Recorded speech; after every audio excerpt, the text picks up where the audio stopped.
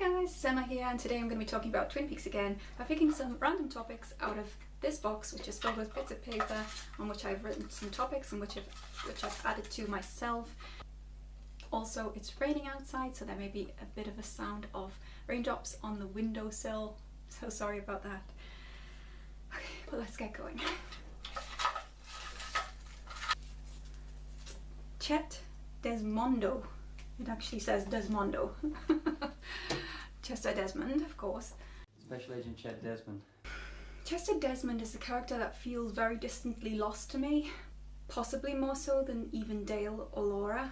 But with that absence, there's a beautiful romance, and which is connected to his heroism and his membership of the highly respected and super talented Blue Rose Task Force.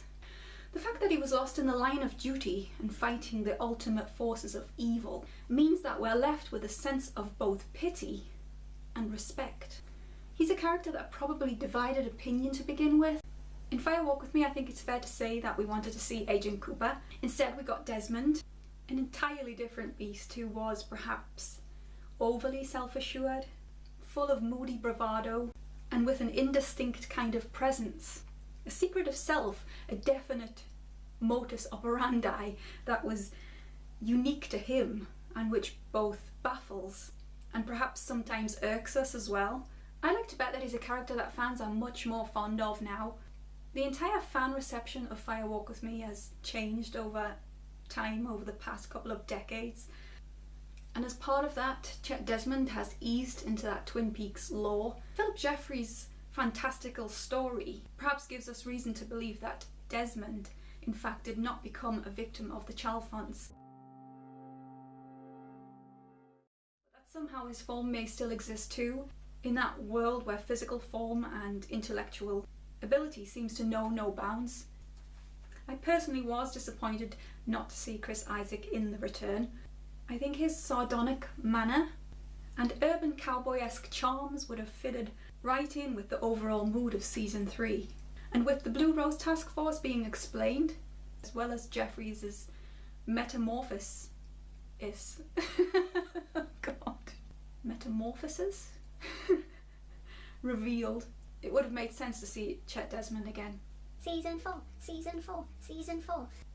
Oh, I probably won't be allowed to put Desmond clips into this video because of the fact that they all have music overlaid. Most of the scenes with Desmond seem to have that, I have the soundtrack somewhere, but it's kind of a very light jazz that suggests that something strange and slightly humorous is happening, and that plays all throughout Desmond's screen time in Fire Walk With Me. Incidentally, that does make a huge difference, the soundtrack, as to how I first saw Desmond, because what's playing out on screen, if you were to look at that in a different light, with a different soundtrack, it reads completely differently. There is a video on YouTube actually, which is pretty cool. I can't remember the name of the user, but if I find it, I will put a link to it underneath. And it's a cool video in which someone has reimagined Chet Desmond's journey, morphing him into Chet of Invitation to Love. And it's a pretty funny and very well crafted video, so check that out.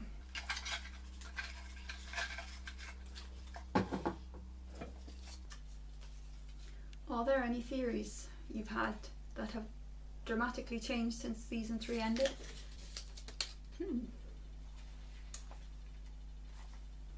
Further viewings of the return, combined with reading fan forums and blogs, etc., has made me evaluate things quite a bit differently as to how I first read them. One thing that stands out to me is perhaps my opinions on Candy. I now think it's much more plausible that Candy has much more importance in the story, and may even be a crucial jigsaw piece in deciphering an ultimate theory, given that she was one of a handful of characters that was there at that crucial climax. We live inside a dream.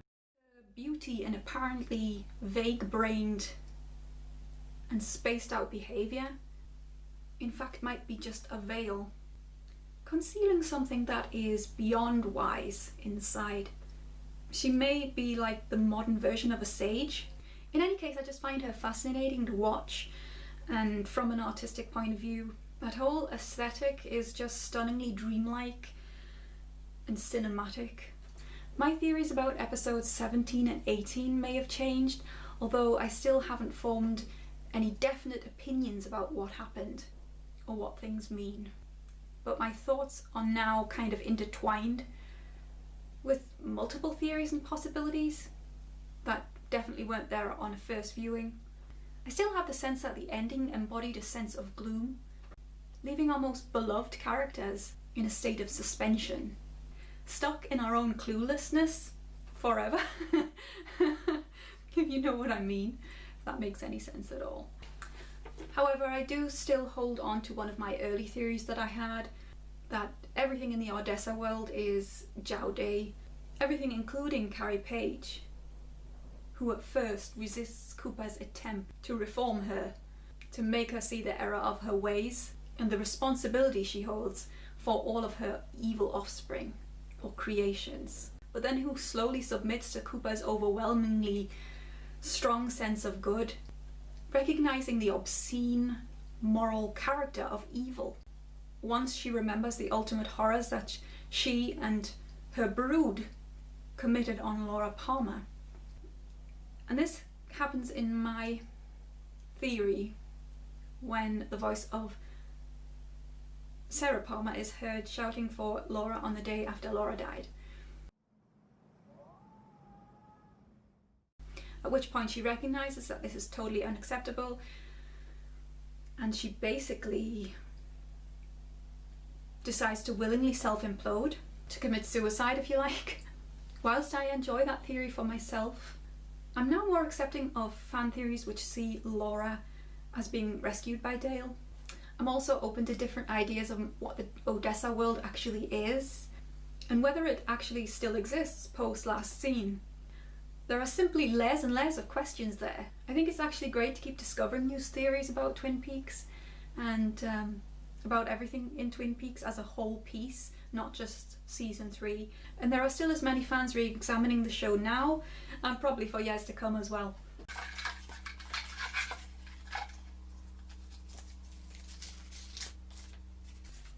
Season 3 ending analysis. Well, as I said, I can't actually decide on a definite explanation.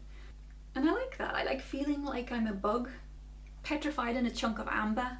Except the gem this time is the mystery and the beauty of limitless thinking and dreaming about the beautiful images and words and these spellbinding characters who for many of us have been part of our lives and our dreams and our hearts and our minds for years and years and years. The latest theory I heard was that the entirety of season 3 was a coma dream of Laura Palmer's, and at the moment of the explosive bang of electricity at the end, will this mark the kind of heart-wrenching moment when Laura Palmer's life support is disconnected? It's truly a bleak and horrifying theory, but no less valid, in my opinion. Especially when it's lined up against some of David Lynch's film work. David Lynch was questioned about the whereabouts of Carrie Page, and when he said no idea, I truly believe him. I think potentially that Lynch and Frost may have crafted that open ending, not just for us but for themselves as well. One thing I do find interesting about the ending is how people interpret it as either something good happened or something bad happened. I think it's a split 50-50 down the middle, as to what I've read anyway, from fans, depending on their interpretation of what happened. And it's quite interesting what that tells us about ourselves, really, how we decide one way or the other, whether it's a negative ending or a positive ending. For me, I still read that ending as being dark in atmosphere, dark in the way that the scene was staged, dark in the dialogue, dark in the responses of the characters to one another, dark in the script, the lighting, the music, everything in that scene seemed very dark. And the scene I'm talking about is Laura and Dale at the Palmer house. However, I think that it's just as likely that that is actually a positive ending, that something good happened, but that it was crafted that way in order to give us a sense of lasting nostalgia and a sense of sadness and loss for the Twin Peaks world, perhaps. Obviously, it's something that you have to determine for yourself, and I love that people are still coming up with ideas and re-examining that ending.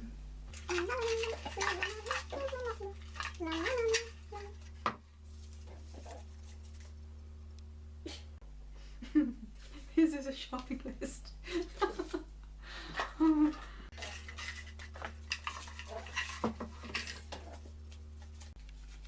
Did Laura have an awakening at the end of season 3?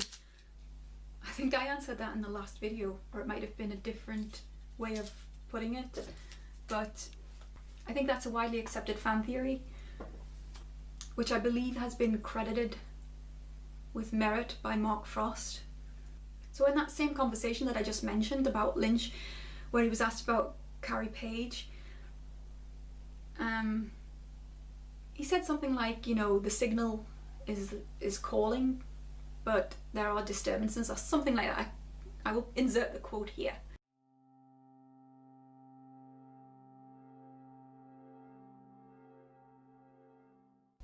And I'm really curious about what this actually means. Is Carrie Page now the version of Laura Palmer that David Lynch wants to explore? I mean, he wouldn't actually say, well, Carrie Page is the version of Laura Palmer that I want to explore now, because that would be explaining too much and putting too fine a point onto a mystery show. But does he want to explore this without Mark Frost? Is Carrie just Carrie, or is Carrie Laura? Or is it someone else or something else? How could Carrie Page's life be explored post season 3? Or would it be a prequel to episode 18 when we see Cooper arrive?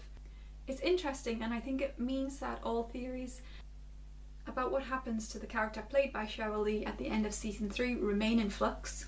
Even the consequences of a Laura awakening raises questions. Is it a positive thing to have a truth returned to her?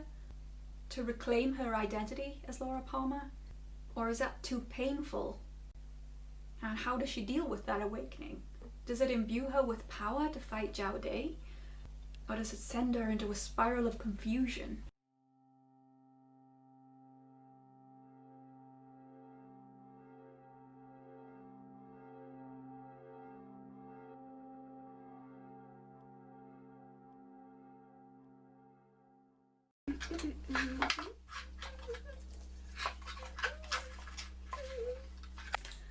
Should Lynch make another cut of Firework with Me? That would be a completely different movie.